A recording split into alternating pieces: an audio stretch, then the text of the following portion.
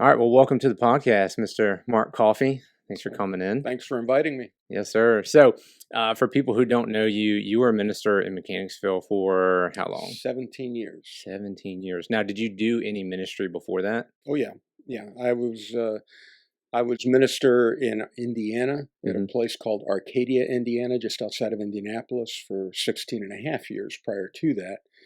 And then but prior to that, I was associate minister up in Michigan for a church called South Lansing Christian Church. And then even before that, right after I graduated, I was involved with what is now defunct Standard Publishing Company. Oh, really? And, I didn't know they were defunct. Yeah. Christian Standard is still in existence, but Okay. the company itself is no longer in existence. And I was involved, first of all, with the Standard Lesson Commentary. I was a proofreader for that. And then Was that like those gray books that would come out with all the Sunday school lessons? Yeah. So somebody, I don't remember where I procured this, but somebody gave me a whole set of those. I still have them. Good. You know, I mean, it's like Yes. It's like 50 Yeah. books or whatever. I mean, Yeah. it's a lot because it was every year or something Yes, like it that. came out every year, but I was there in that position for a little over a year, and then I moved over to become the editor for the senior high curriculum that Standard Publishing produced back in the 70s and 80s. So everybody who's in ministry now thinks they're all legit because they got Right Now Media, you know, with the online programs, and they don't even know that we've been producing this stuff for decades. Yeah, but that's pretty much my ministry experience. But I also come from a background of ministry. My mom and dad were missionaries to Italy, and so I was born and raised over in Italy. How long did you live in Italy? 16 years. Went to Italian schools. English was my foreign language. But that's how I learned grammar. We spoke English at home, but that's how I picked up the grammar for English. And, so your first 16 years of life was in Italy. Yeah. Wow. Now, did you ever meet the Fowlers? Oh yeah. Were they over there? Yeah. I visited them one time. Oh, you did? Yeah. So when I was in Maryland, when I was a minister up there, one of the things we wanted to do was kind of like, hey, you know, we send our missionaries out and we send them money, and it wasn't like we don't know if they're doing a good job. It's just that like we want them to know we still think about them, right? So I was already planning a trip to Germany, and I was like, well, can I just stop back through Italy and hang out with them for a week? And the church was like, yeah, I think that'd be great. So I got to hang out with them for a little bit. Yeah, they were up further north in a town called Metellica. We were on the Adriatic coast, down below the heel of the boot, in a city called Bari, which is well over 1 million people right now. Wow! But it was back when I was there. It was 300,000, something like that, 350,000. So, did they move back, or how'd you get back over here to the States? My dad died in 1985. I came back to go to college. I went to Cincinnati, and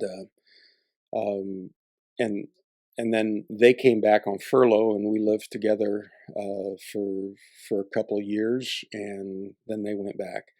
My dad died in 1985 in Italy, and then my mom stayed another 10 or 12 years. Trying to remember, she came back in February of '97, so a little over 11 years.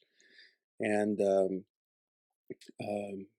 she came to live with us, and she lived with us just the last seven years of her life. Okay. And so after you graduated Cincinnati, you said Michigan? You went to Michigan? Well, Standard Publishing first, and then Michigan. And then Indiana. So how'd you end up in Mechanicsville? It was time to move. I started praying about it. So it's not like you knew anybody out here, really? Well, yes and no, because my dad's from Virginia. Okay, all right. He grew up in Stanton, Virginia, and he is a Timothy of. I'm trying to remember the name of the church, the new church name now, but it was Stanton Church of Christ, which was the first VEF plant. Wow. Yeah. Wow. And Eddie Forehand was the minister, and he reached out to Dad and discipled him after coming back from the war, World War II, and he went to Cincinnati, met Mom, and the rest is history. So how hard was that? Well, I guess not too bad. I mean, if you moved from Italy to go to school here, I'm sure you didn't know a lot of people at that point, right? I did, because we had traveled. Whenever Okay. we'd come back on furlough, we traveled, and so we knew a lot of different people. And a lot of different people knew me because I was Mac and Wilma Coffey's son. I see. And but we just I made new friends, new acquaintances. Many of them lifelong. We're reconnecting now through Facebook and other social media and stuff like that. The actual positive side of social media, right? What's that? The positive side of social media. Yes, the very positive side of it. And and so that's basically what the focus has been. And but I do have a rich heritage that I'm very, very grateful for. Mm-hmm. Yeah, see, I never knew that. That's crazy. You grew up in Italy. Yeah, that's awesome. Yeah. I'm sure that's an experience. And I want to go back to talk about obviously your experiences in the different churches. But as we were talking about before the podcast started, one thing that you're super passionate about now is something that kind of came on a little bit later in your life. So you're retired now, kind of, right? Mm-hmm. Seems to be what happens when people retire. So let's first talk. You retired from Mechanicsville Church of Christ as the lead minister. Now you're still preaching in churches. So tell us what you're doing with that. Well, right now I'm involved in a variety of different things. One is I have the privilege of being a trustee over at MacU. Okay. So I've been serving in that role for about a year. Which is Mid-Atlantic Christian University. Mid-Atlantic Christian University. And enjoying that opportunity to serve. The other thing that I'm doing this year is that I've begun to serve as the pro-chairman for International Conference on Missions, which will be held in Richmond in November, the 18th through the 21st, I believe. Nice. So they are doing that. Yeah, yes, I haven't heard much about it. On. Do they know where yet? Huh? At the convention center. Oh, at the convention downtown? Yeah, it's going. Okay. They're anticipating that things are going to open up. Yeah, and that's what we're praying for. Yeah, and so I get to be a part of that ministry and that opportunity, and prayer being such a vital thing in anything that we do for God's work is it's a privilege and an opportunity. So I'm involved with that. And I'm willing to recruit anybody that wants to reach out to me, and I can give email information or anything like that if that would be very helpful. Or you can contact me on Facebook or Messenger or whatever. Or they can hit me up too, and I'll right. make sure to forward that stuff to you. But I'm also preaching right now in an interim role, just as at Northampton Christian Church, as they're looking for a new minister, and it's been fun. It's been fun to be able to do that, and I'm sure there will be other opportunities because churches do go through transitions, and a lot of times churches don't plan for those transitions. Yeah, and that's one of the blessings. Like when Chelsea and I moved back down here to Virginia, I wanted to be near my father because I knew he wasn't going to be living very long. I didn't know when. It's not like he had something specific. He just had bad health in general because he ate terrible and, was a previous smoker and had all sorts of heart issues and a diabetic. So, it's one of those things where you're like, all right, he's not going to be 90, So we moved back down here, and one of the blessings to me, I mean, it's not even me to the churches, but to me was being able to serve kind of as an interim where I would go, like I went to Liberty back before they joined with Paul Green to now be Compass. I was preaching there probably like 8 months. And then Mizpah Christian Church, I preached out there. And then there was one church out in like Charlottesville. I forget their name, but the First guy... Christian in Keswick? No, it was the guy went to be with the CRA. Do you know what I'm talking about? Their minister went to be like, somebody with the CRA. So they were, in that interim phase, little country church wonderful people, Mm-hmm. wonderful people. Yeah, I can't believe I can't remember it now. Mm-hmm. But anyway, so I preached out there for a while. I think I would go there like once a month, twice a month. Yeah, it's a blessing, so people who aren't in ministry don't understand that it's like a marriage almost, for a minister and for a church. Because it's not, you're not just an employee. There's that intimate relationship that you're trying to build with them to be a trusted leader, and that that you want them to build with you as well. So you don't want to rush into that. From the minister standpoint, you don't want to just take a church because you need a church, and obviously the church doesn't want to hire somebody that they don't know is going to be a good fit, right? Yeah. So absolutely. Yeah, it's a blessing to be able to do that. So so you're doing that interim stuff right now, but you're also super passionate about health. Yeah. So talk about that transition, because if anybody knows you, they know that wasn't always something that was on like the forefront of your mind. No, when I moved to Mechanicsville, I was, here I am. I'm 5'11". I've shrunk an inch, due to old age. But I was 6 foot. I was 235 pounds. I came down here with ham sandwiches and fried chicken and everything like that. Promptly gained 15 and continued to grow, to increase as far as my weight was concerned. And it just got to the point where the doctor was telling me, Mark, your A1C is high. You've got elevated blood pressure. I was on blood pressure medication. And I was coming home after a day of work just exhausted and would need to lay down for about an hour even before supper. And it just got to the point where I realized if I don't do something, I'm going to end up in the hospital. I'm going to not be able to perform my duties. How long ago was that? Like when this was 4 to 5 years ago. Okay. I was realizing all of that. And it finally came into focus about 3.5 years ago. And because we brought in Will Pinnell as our associate with the idea of grooming him and nurturing him to take my role.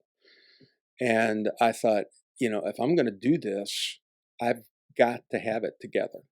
And because I've got to have the energy to continue. And I was trying to figure out how to do that. And I was also thinking in terms of retirement and those kinds of things. So I met with a guy that just retired, but he was living on the West Coast, but happened to be in the area. And I just said, let's talk about retirement strategy and different things that I needed to be aware of.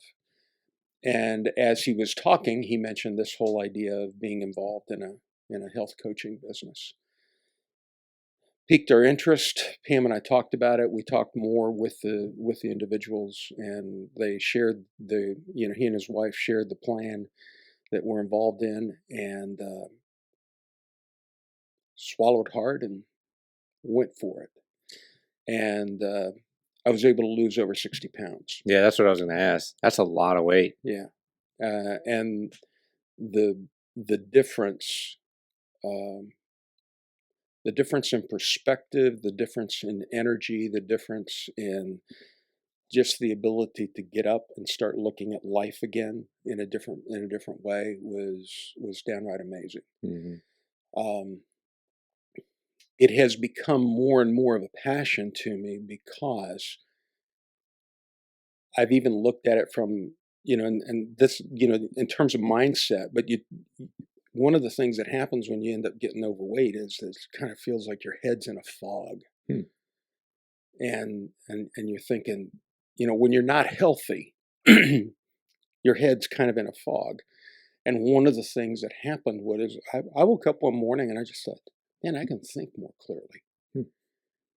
And started thinking about a variety of different things. And one of the things that I started thinking about was, as I was reading through scripture, and God created us in his image, in the image of God, he created man, male and female, he created them. But there's in his image, and yet there's the reference of let us, Father, Son, Holy Spirit, you know, um, the, the entire triunity of God.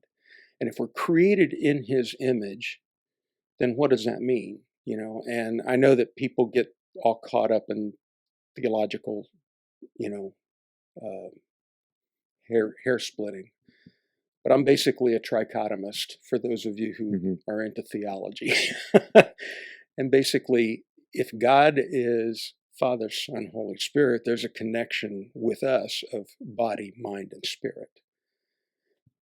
And it just dawned on me that I was really into the mind aspect of reading, of absorbing, of making right decisions, the whole 9 yards.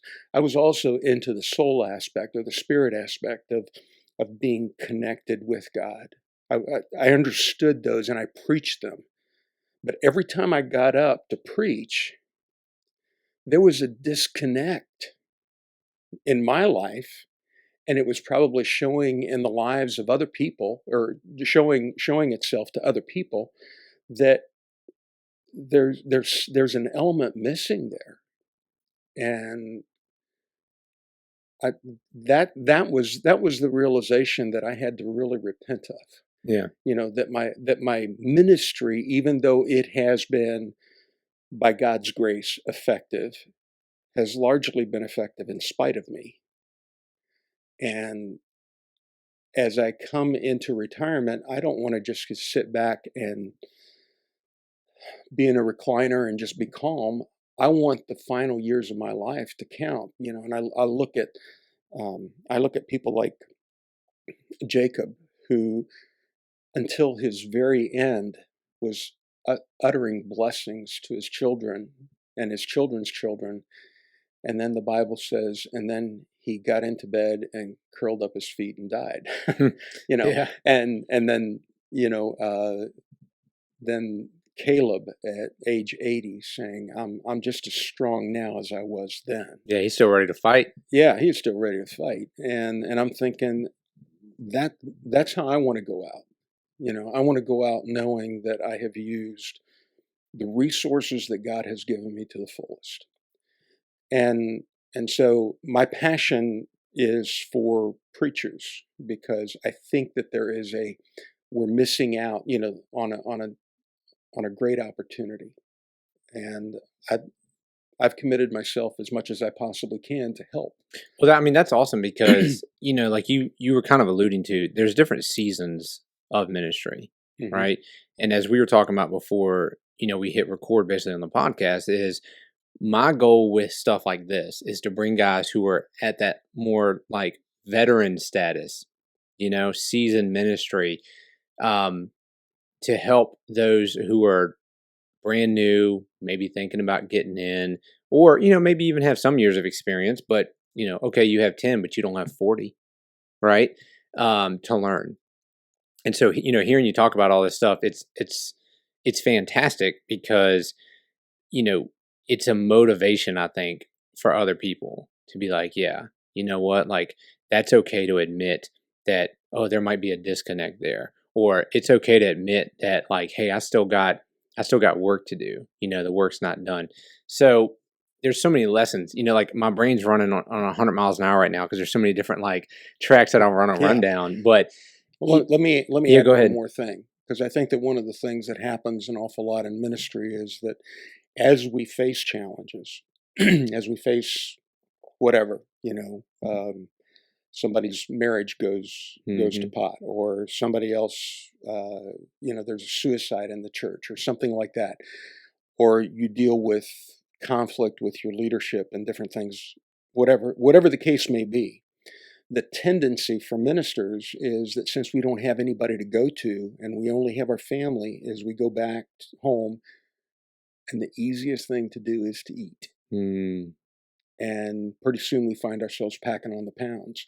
And before long, we have that disconnect. Well, and as you think about it too, most of what you're doing as a minister is sedentary, right? You're sitting at a desk, you're studying, you're writing a lesson, you're answering emails, you're sitting in meetings, you're going to somebody's house. Most of the time, when you get invited to somebody's house, they're going to be like, oh, here, look, I got this food for you, or come over for dinner, or hey, here's some pie, And like you said, it's easy because number one, you don't want to be rude. But then number two, I mean, who doesn't want to have a piece of cake or pie or, whatever, eat dinner with people and enjoy. And then before you know it, you're eating out 3, 4, 5 times a week, you're eating pie 4 or 5 times a week. And like you said, before you know it, you turn around and you're like, wow. Yeah. And statistically, you're, it doesn't mean you can't eat pie. It doesn't mean you can't eat cake. But statistically, and in terms of what the health organizations tell you, is that your health is determined by 20% is exercise or 30% at the most, but 70% is diet. And we live in a highly processed society, with high processed foods and different things like that, which I just heard recently. Some people say that some companies are actually trying to figure out how to make people addicted to their fattening foods.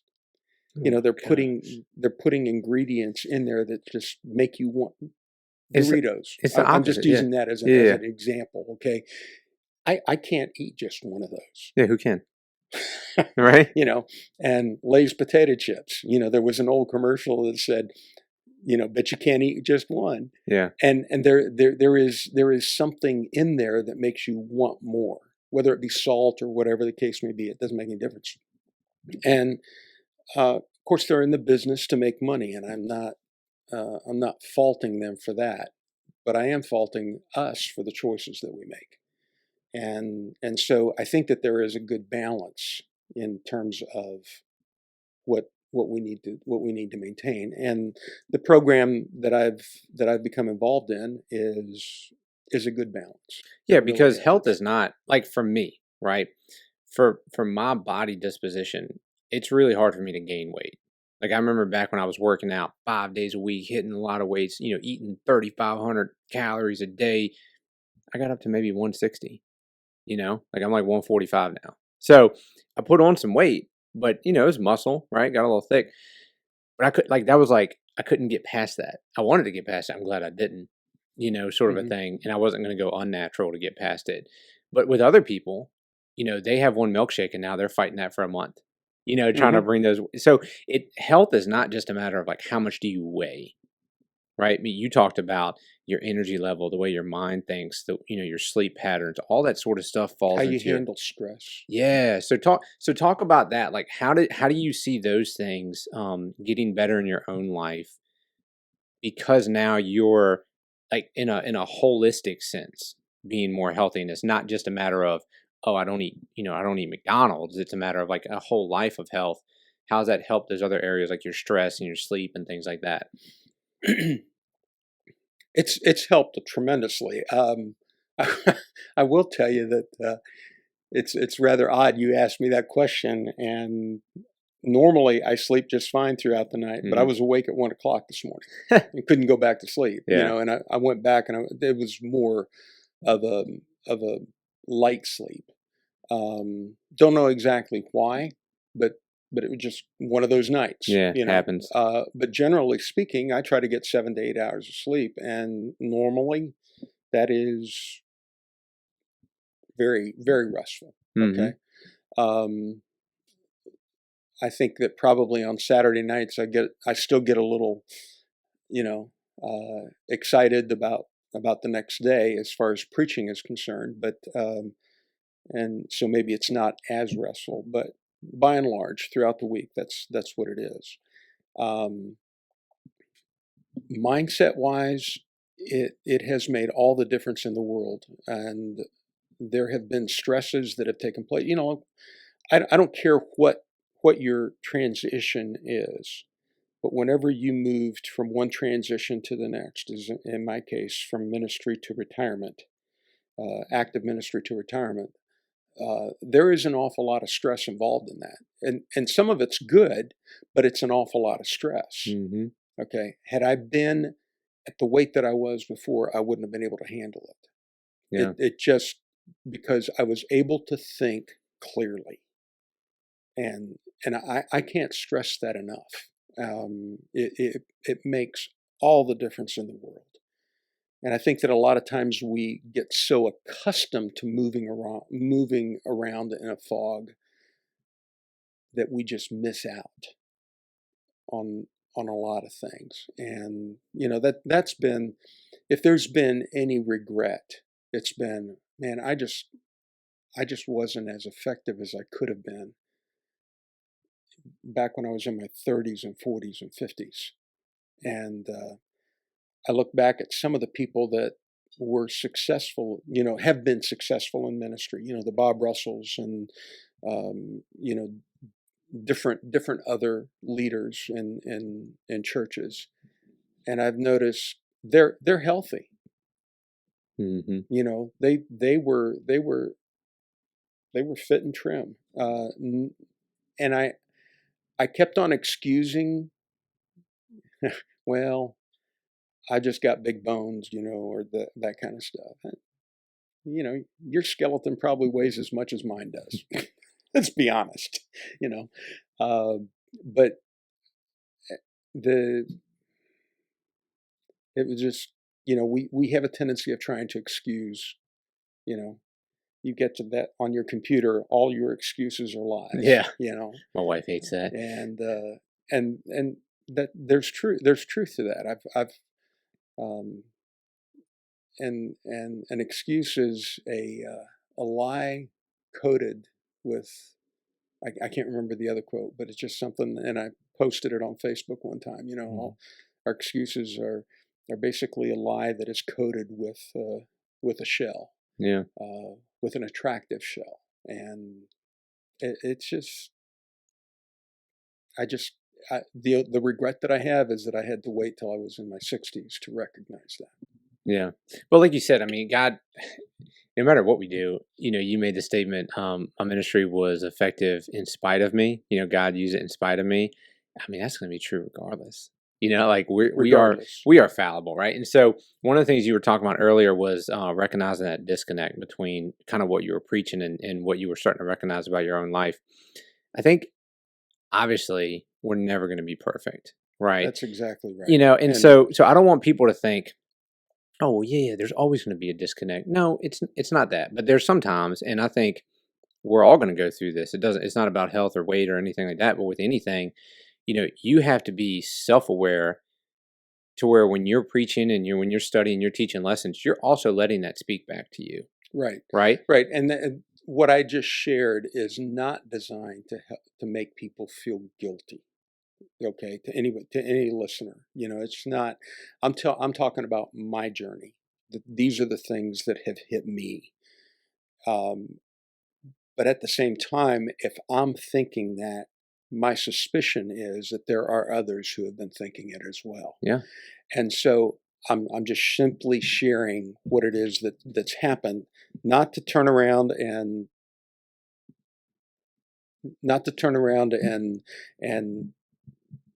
put a guilt trip on anybody, but to say, okay, maybe this is something you can be thinking about if it's speaking to you. Because the last thing I want to do is turn people off to it, and say, and try to come up with something different. Or to say, well, that doesn't apply to me, when in reality it does. Yeah, I mean, it's just a matter of humility. Yeah, it's just a recognition of it, and it's been fun to be able to do that, and it's also been fun to be able to help other people that have just approached us and said, I've seen what you've done. How have you seen your discipline in that area of your life translate to maybe other areas of your life? Have you noticed anything like that? Because I mean, it is a discipline, wouldn't you agree? Like, oh, it is. It originates from a choice, and the one thing that I've been spending time in the Old Testament lately, and the one thing that I've just noticed about the Old Testament is that so much of it is there is a cohesion of life on earth with an eternal perspective. There's an incredible cohesion with that. And what am I doing in light of eternity? And how, when, to the very basic things, how I'm eating and this and that and the other. Am I doing it all for the glory of God? Um, but for example, I used to, if I got a mile in on walking, I was doing well. Pam and I try to do 5 miles a day right now. Wow. And part of it is that I don't want my 60s and 70s to get to the point where I'm shuffling around. I want to be able to be productive, and I know that that increases blood flow. That helps me. I'm trying to do some exercises that keep me, that are designed to develop my core a little bit more, which I know I need more of, more strength there. And I know that people are saying that, or experts, physical experts are saying, your core is really it's the core for a reason. Yeah. And so I want to be able to get out of bed as much as I possibly can by myself, instead of, and there are other things that are going to happen to me physically as my body does get older and is not able to function. But I don't want it to be something that I've generated. I want it to be something that just happens because that's the way,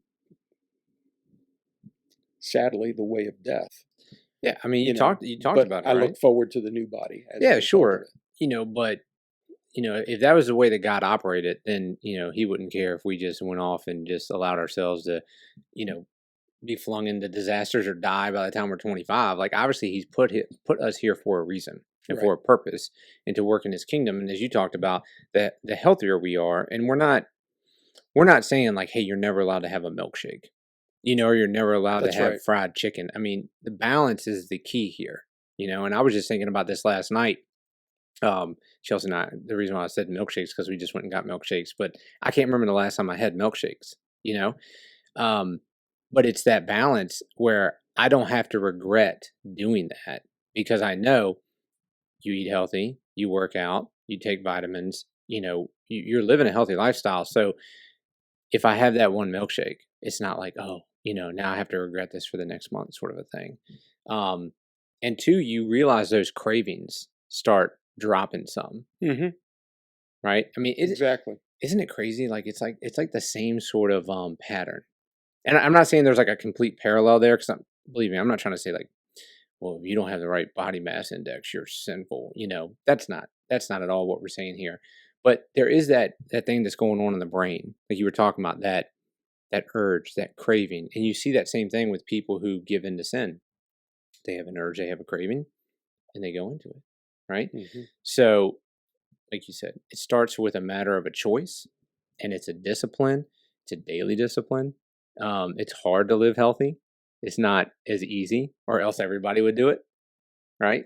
But all the benefits you get from it, the less stress, you feel better, and even like you said, even when you get older, you can function as if you still have an ability to do life. And that's, you said the exact feeling that I've had, because I watched, basically the men on my father's side all went the way of, unhealthy, overweight, heart disease, blood pressure, and then die of heart failure.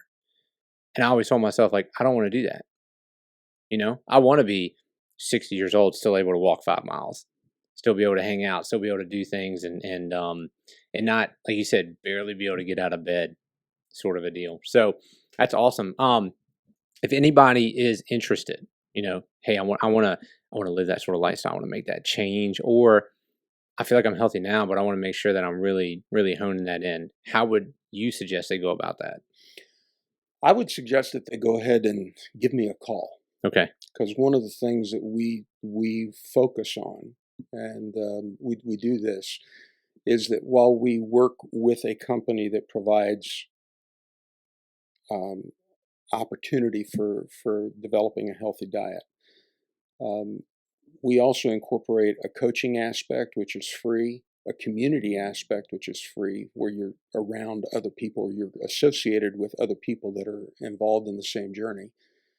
And then there's also an education process in terms of, once you get down to the weight that you want, how do you maintain it? Mm-hmm. How do you continue to move toward and journey toward health?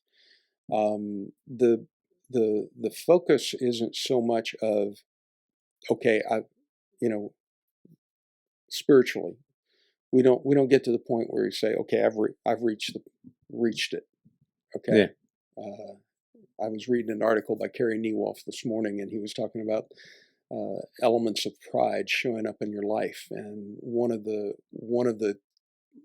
indicators is you've closed the notebook in terms of saying, I'm there. Yeah. Okay. We never reached that. We're continuing the process all the way through. And there is, like you said, there is a discipline involved. But there's also the journey aspect. Sometimes it's 3 steps forward, 2 steps back. Sometimes it's 3 steps backwards and 2 steps forward. Mm-hmm. But you continue to move in that direction. So we have all 4 components in it. And if anybody would like to talk to and figure out more about it, I'd be more than happy to talk to them. You can reach out to me to coffeehousehealth@gmail.com. And it's COFFEYHOUSE. And I'll make sure I put that in the description below of the podcast. And or you can call me, and you can put my number on there, and people can reach out. Or check me out on Facebook and say and message me. I'm more than happy to do that. And if it's not me, then somebody else can help. It's not about that. It's not about, do I get the benefit of it?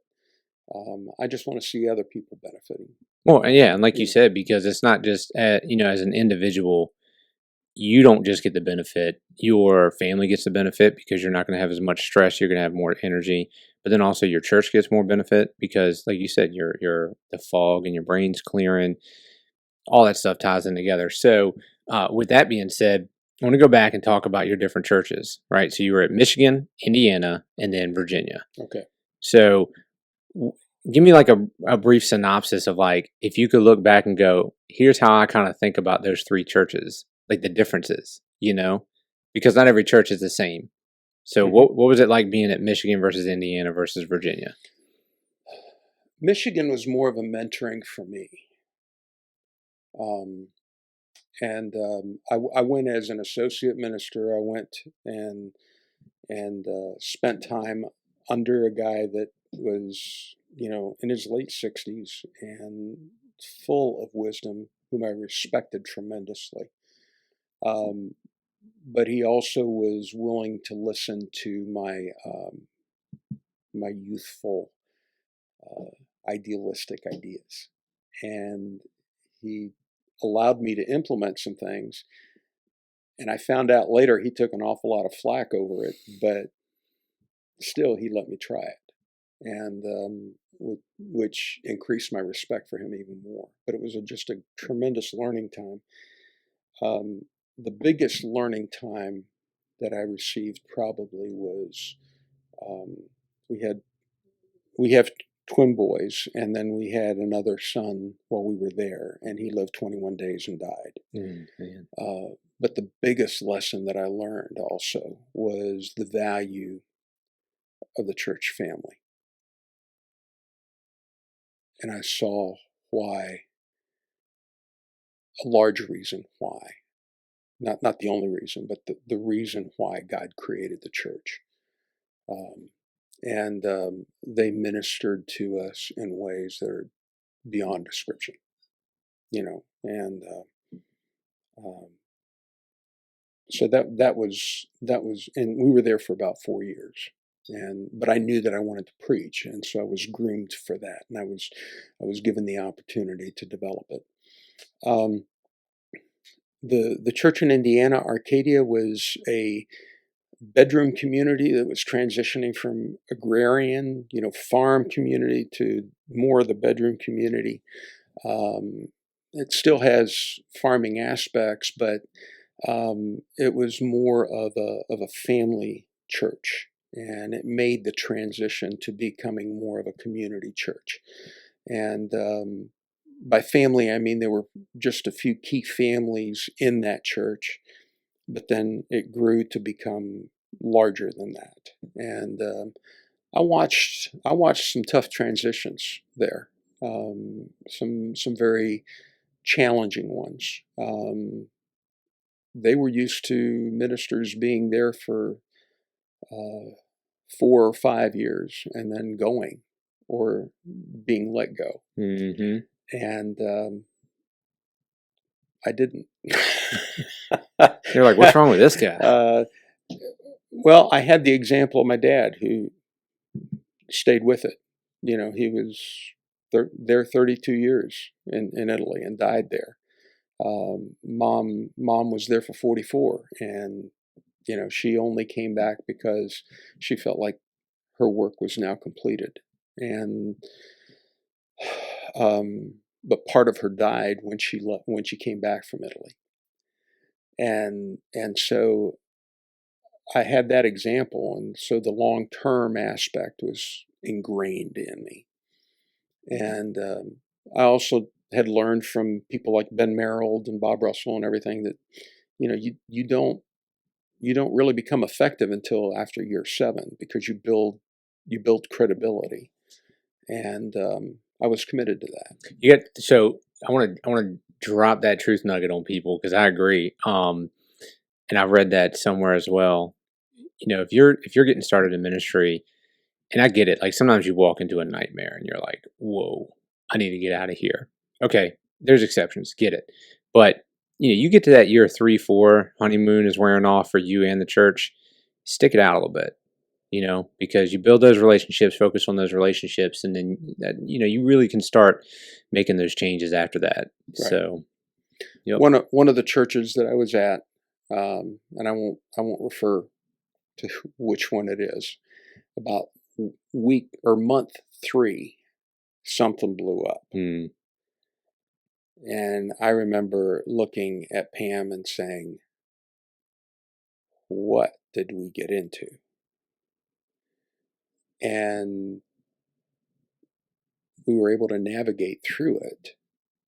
But for a lot of people, it would have resulted in, okay, I'm going to start looking, I'm going to get out of here. But the reality is you're dealing with problems no matter where you are. And chances are you're dealing with problems that have been that have preceded you by years, which we found out was the case. And it's just, you write them out. You love on people. You counsel people. You work through it. And pretty soon they wake up and start realizing, you know, that really wasn't that big of a deal. Mm-hmm. And that you had nothing to do with it. You know, you're kind of like on the outside. And but you need to be willing to be committed to it. But there's also a sense in which one of the common terminologies that is used today is having emotional intelligence. And the whole idea of recognizing, okay, what's going on around me, and how do I react versus how do I respond? And there, you know, response is strategic, reaction is knee jerk, and reaction is always almost always. I'll just a few. There are exceptions to the rule. Sure. But reaction is almost always damaging. So Indiana was kind of interesting. How did you transition to Mechanicsville? We basically came to the point where we were realizing that our ministry there had come to. It was still going well, but it needed to go. You know, it needed to go a different direction, and so I started looking. Different opportunities came up from all over the country, and pull that mic a little closer. Yeah, okay, good. different opportunities came up from various parts of the country, Midwest, far Midwest, Kansas, and a couple of other places. But this one opened up, and there was just a, I don't know, it was just a connection, and it's been a very fruitful ministry. I'm grateful for it. Yeah, I mean, the thing is too, like, I don't know what it was like in Michigan or Indiana, but I'm sure you probably had the same experience like I had when I first got connected to the churches in Mechanicsville, is that the churches in Mechanicsville are all connected with each other. Yes, very much so. And I don't know if that's the case everywhere. I mean, like the different ministers getting together, or the youth ministers doing youth events together, or the different congregations all kind of being interrelated and stuff. So was that new for you, or did you kind of have that experience before? No, it wasn't new. There was a good fellowship in Indiana. I had good relationships with the ministers in the area, by and large, and there were those that kept to themselves, but there was good interaction amongst the ministers, even those from different tribes, and which was healthy, for the community, where they didn't see churches picking at each other, that kind of thing. Still speaking truth, but not picking at each other, and so that was healthy. And there were also in Indianapolis, there's a very large contingency of churches, and there was a great minister fellowship there that went on. So I was accustomed to that, and really enjoyed the fellowship that was here. So what was it like, as far as like, being in Mechanicsville, you have two different churches now under your belt. You got some time as an associate, you got some time as a lead minister. You're pretty decent amount of knowledge and experience at this point. So was there any different mindset coming into that church than there was earlier on going into the other churches? I don't know. Gosh, that really is a hard question to answer, because I haven't really given that much thought to it. I just saw some needs here in terms of what could be, and what was desired. I also saw the challenges that were there that needed to be navigated through, and I think that we were able to navigate through a significant number of the challenges. I still think that what could be is still down the road. And a lot of times, I think that one of the things that I think that one of the things that I brought to the table was,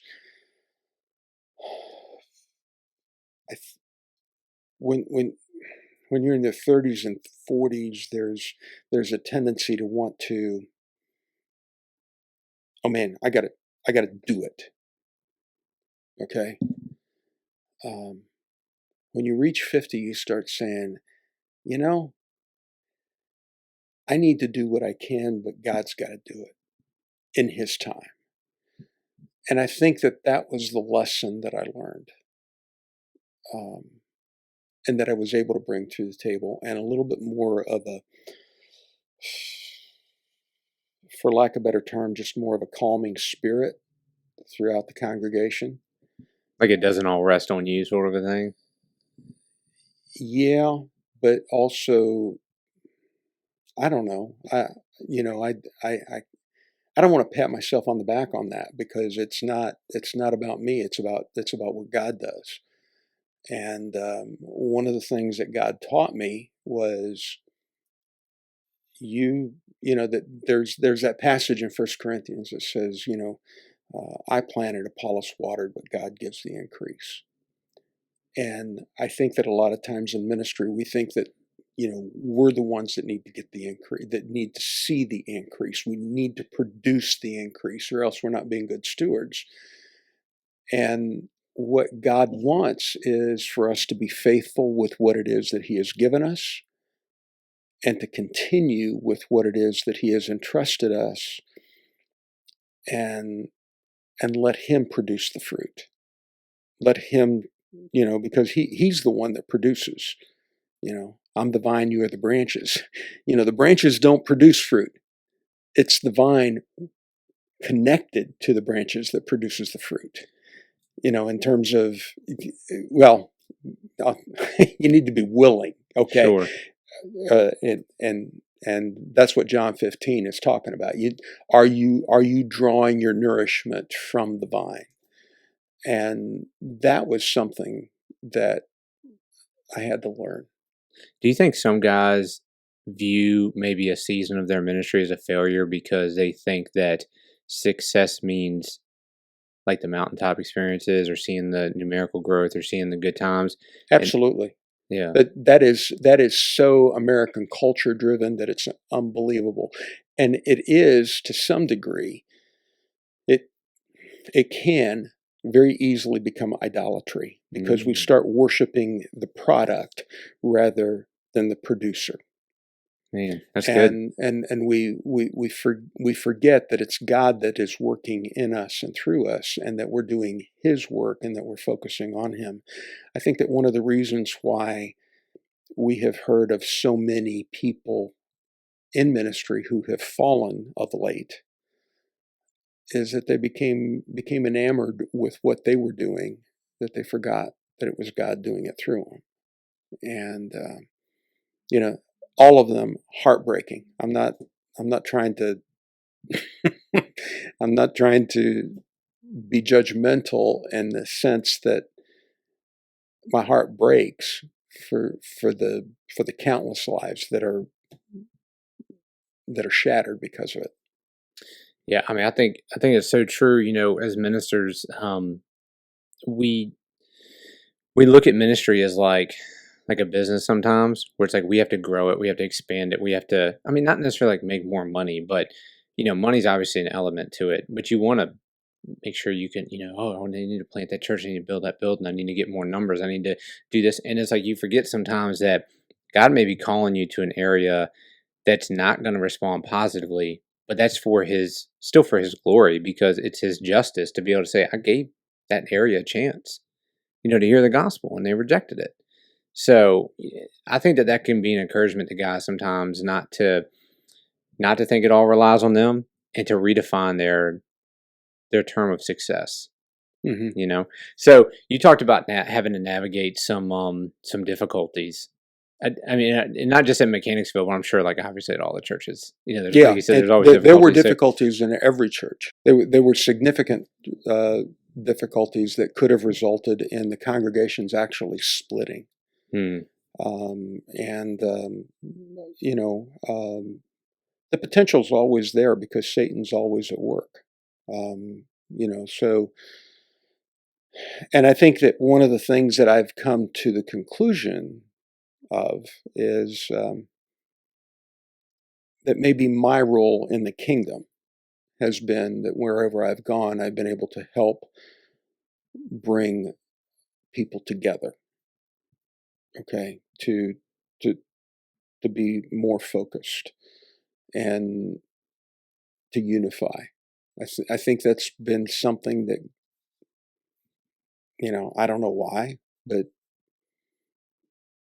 what do you think are some of the things that you've been able to do to help, whether it be a leadership team, in a church, or even a congregation, to stop or not, kind of like nip it in the bud, like, you guys are starting to go down this path, and we're going to bring it back to where we're trying to bring more harmony? Man. I can't put my finger on it. I don't know that there is any one thing in particular. I remember one instance where people were dead set against one of our staff members, and like a new hire, or they had just become embittered? I'd rather not go into detail on that, because I don't want to. Yep. I would end up pegging. I got it. Okay, makes sense. But and something I said, at a meeting, just where I said, I am committed to that person. And if you come to me about them, just know I'm going to relate to them what it is that's going on. It's so important. I would say a lot of churches now are getting to, multi-staff. I mean, there's been churches obviously in the past, but I see a lot of churches, especially in our brotherhood, moving towards that route. You're going to have multiple people on staff, and it's incredibly important that you spend time as a leader building that team cohesion, because that's the first thing that Satan's going to try to attack. Is if he can get your staff to be pitted against one another, well, then that's just going to flow down into the church. And I think that even I'll take it a step further, staff and elders, because a lot of times the traditional view in most churches is that whoever you have on staff, there's the staff, and then there's the elders, and that is not the case. Biblically, that is not the case. I believe that this is my opinion. Okay, so you may disagree with it. That's why I brought you on, Mark, to give your my opinion. I believe that the senior minister is a paid elder. Okay, not the elder, not the pastor, but one among many. And part of that is that day to day, that's exactly what he does. He pastors the church, but he's the point man for the other pastors. He is the one, he's the spokesperson, and it's not that his ideas are the only ones that come out, but it's the collective. And as a senior minister, you reflect and you encourage and you build up the eldership just as much as you build up the staff. And if people can see that the leadership is cohesive, I mean, the sheep will follow. And that's not a derogatory term. No, no, not at all. Because that's the analogy that Jesus uses. As far as we're his sheep, we're the sheep of his pasture, and so where he leads, we go. And if the leaders in the church are following Jesus, then the congregation will follow. And that's what they want. That's what they need. That's what they desire. People can feel like disharmony. Have you ever walked into a church and just felt the vibe?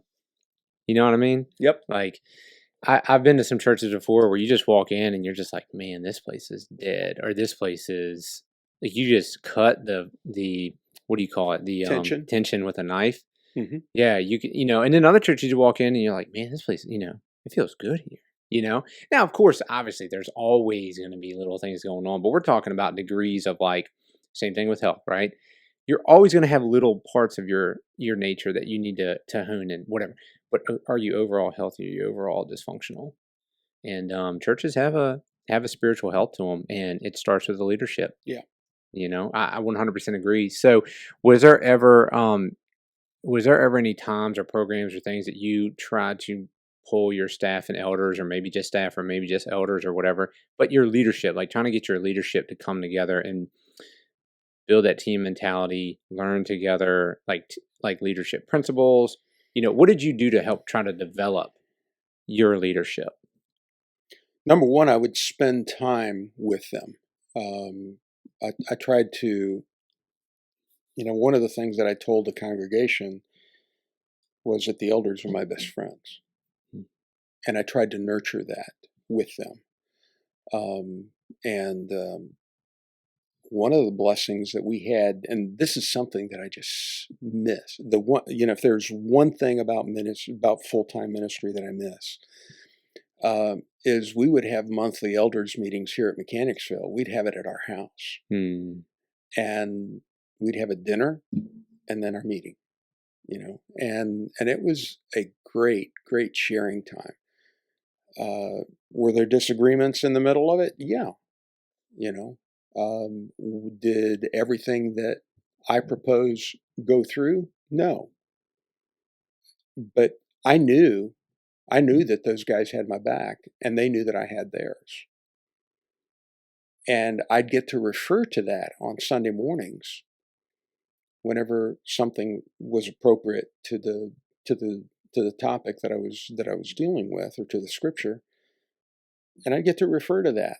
And I think that brought a deep sense of peace among the people, in terms of them knowing, hey, Mark and the elders are on the same page.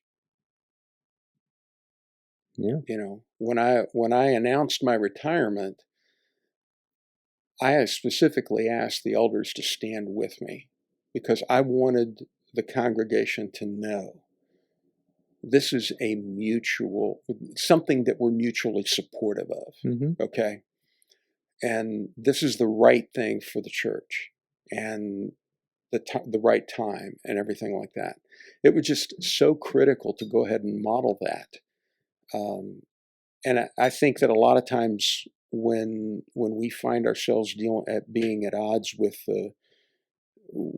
other leaders in the church, we can get so caught up in, well, this is right, that we forget the kingdom perspective. Is this about me, or is this about God? Is this about my personal well-being, or is it about the well-being of the kingdom? And God's kingdom, it's got to win out all the time. Because if we believe that God is in control, then we need to believe that He's going to be in control of our lives as well, as we submit to His will. As we do what He wants, then He blesses. And Mm-hmm. He'll bless us. Maybe we'll go through some uncertain waters, but That's okay too. Yeah. And that was when I made the decision to retire. Just a real practical thing. I thought, okay, how am I going to do this financially? Just looking at it from that perspective. And because I'm one of those guys that didn't build a 403B, Mm-hmm. the way I should have, and or retirement. And most younger guys are, I'm grateful, are planning on that, and they're being more foresighted on that. But I asked that question, and I can tell you, 9 months in, things are good. God's always provided, and I'm grateful. When you guys brought the associate on, what's his name again? Will. Mm-hmm. Will Cannell. How beneficial do you think that is for both the church and for the new guy coming in, to have those few years, 3 to 5 years of that transition time? I think it's huge. If you can find a good fit, I think it's incredibly beneficial, and it involves an awful lot of give and take, but there's a lot of dynamics involved in that, in terms of how ready is he, how ready am I to step away, all those things, because let's face it, there is part of the reason why we like ministry is because it boosts our ego. Mm-hmm. Well, I'm a pastor of a church. I'm a minister of this size church, Mm-hmm. and getting the strokes from people and different things like that. That's ego boosting. And even standing on a stage on Sunday, and having 100, 200, 300, 1,000, or whatever people listening to you, that's always an ego boost. Yes, it's not like, we just talk about that in a sense of just be careful. Mm-hmm. It's not wrong to have a feeling of man, that feels good, right? But it's when you start letting it then become, this is mine, right? That's when it's negative. So did you guys have a step kind of a step progress where you would be like, okay, we're in phase 1, then phase 2, then phase 3, and now we're getting to a point where like Mark is pretty much like ready to just hand the reins over, or was it like a hard break? It was, I had originally put together a transition plan that called for me to retire at 68. And so it was much longer term because I just kind of envisioned that I'd be okay, you know. And as we were going through the transition time, there came a time when Pam and I just really started asking the question, you know, is it time? And God in His grace, we did some very serious prayer and fasting over it, and there was a and we did it at separate times, and it was very interesting because we pretty much agreed on the date or the time that we would do it. You know, we talked about a couple of options. Pam came back from her prayer and fasting time and said, I think this is probably better. And I had come at it from a different perspective, but pretty much settled on the same thing, of what would be best for the church. Now, when we made that decision, this was just before coronavirus hit. Oh man. We made the decision in 2019, okay? And then coronavirus hit. That's And crazy. we went into shutdown in March, and we opened back, and I had already announced in December of 2019 that I would be retiring on June 14th. That would be my last Sunday. And so, you know, that was kind of humorous in terms of God's sense of humor, and we took it in stride and everything, and it was perfectly fine, you know. But what was interesting was that we were able to open back up the first Sunday in June. Oh, okay. And we did it with social distancing and everything like that. But so the last 2 Sundays we were able to be together with people and say goodbye. You know, there were other plans that didn't materialize, but that's okay. You know, it's not like you went back to Italy. You're still here. Right? Yeah. Like you still got to say hi. But it was still a blessing. It still was. How would you, if you were still full-time leading a church, like how would you think you would have navigated the coronavirus? Would you have done anything different? Did you see any like glaring mistakes that churches were making, or do you think people were doing pretty good overall? What do you kind of assess that at?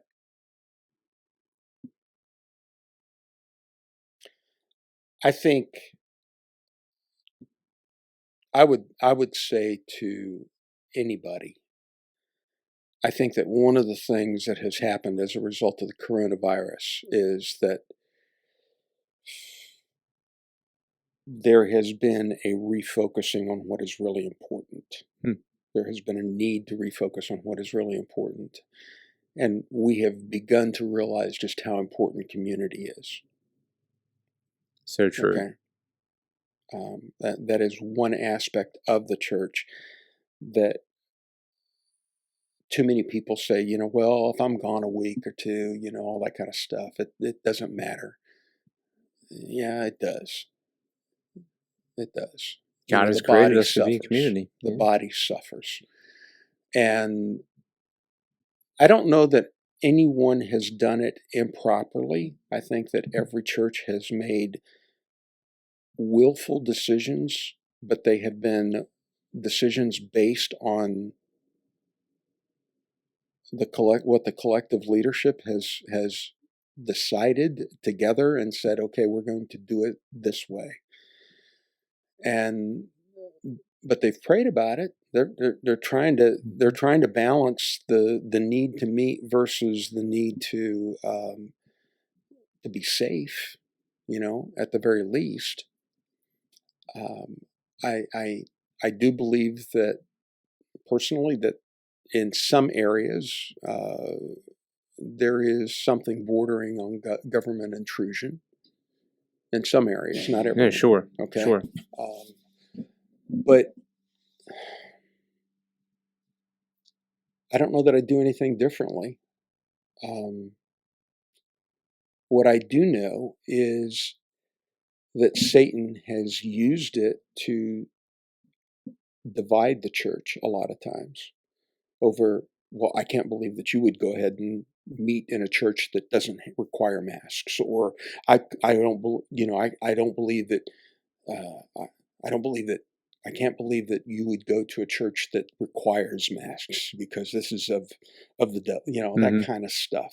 And so here we are dividing over masks when God has called us to fight the enemy. I know. Well, and that's the thing too, is like, there's always the potential for any of these issues to go down a bad path or a good path for us, right? And I think the good thing for the church to focus on is like, hey, this is a chance for the church to show the world and to remind us that we need community, right? And we hopefully have been building that community before coronavirus, so that way we can be that light to the world and say, like, look at how we're able to kind of, come together and support each other through this pandemic, rather than, like you said, condemning each other, whether, you want to wear a mask or I don't want to wear a mask, or you're going to get the vaccine, I don't think vaccines are good, like all these tertiary issues, while they are important, sure, and they have their area to be discussed in.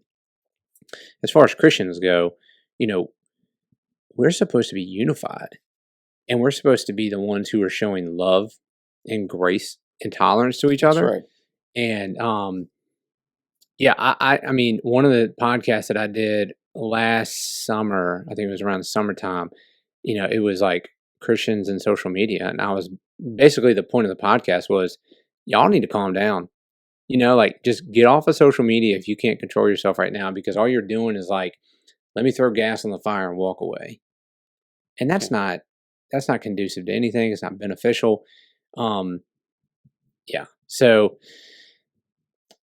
I would think that hopefully by this time, our message is one of going like, hey, look, we need to keep the main thing, and not get off on a lot of rabbit trails. People can have their individual opinions, obviously, but this is such a fundamental time for our country, and we need to be showing them something more than we act just like you.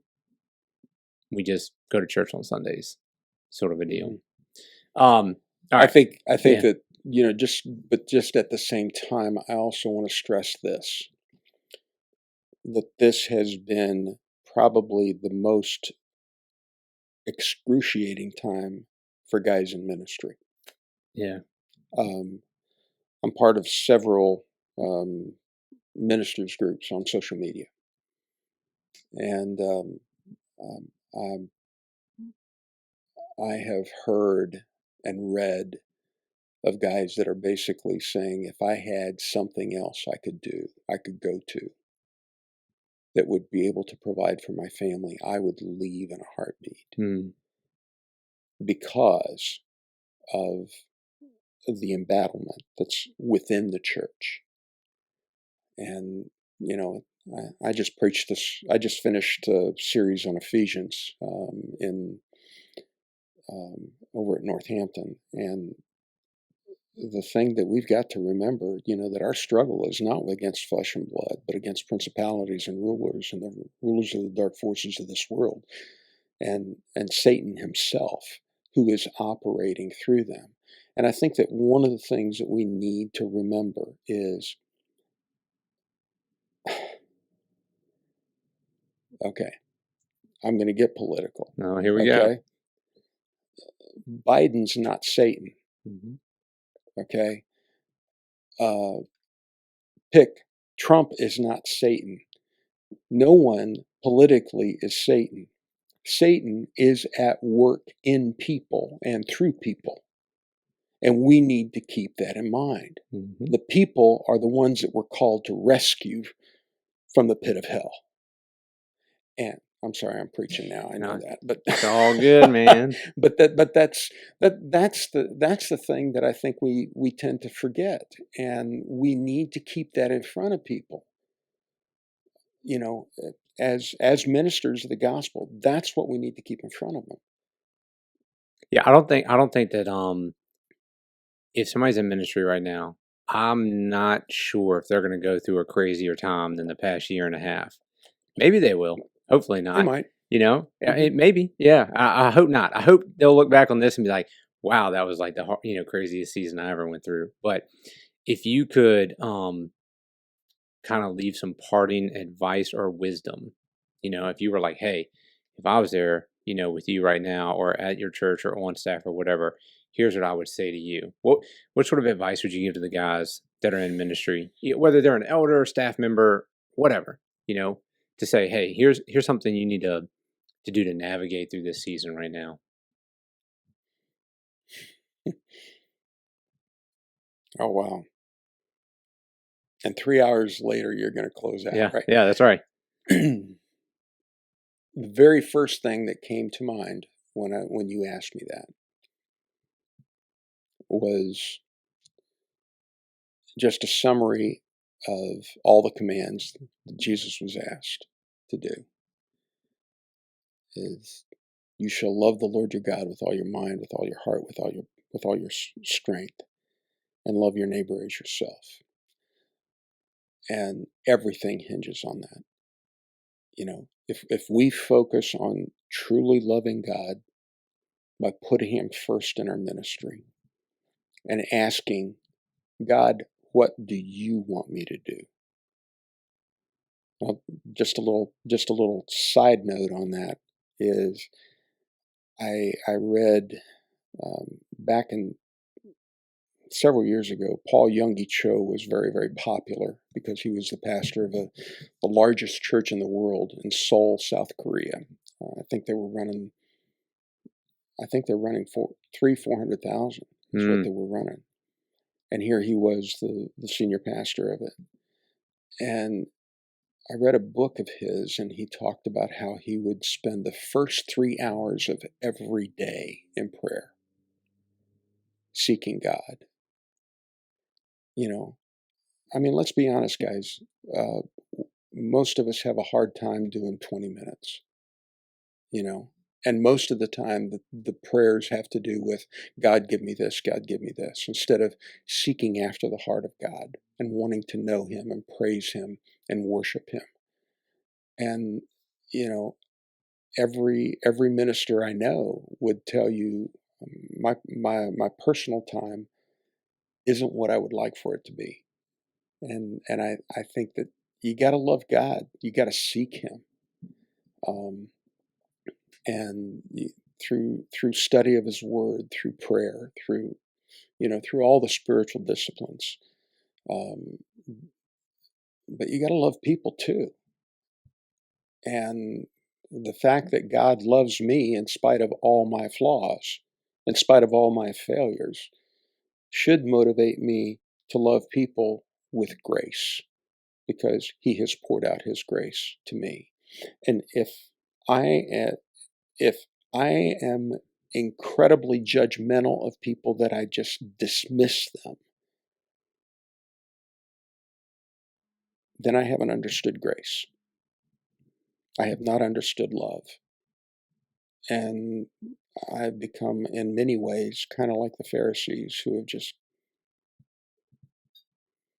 look how good I am, and look at how good I am, and all you little sinners. Yeah, and that's a constant struggle in ministry.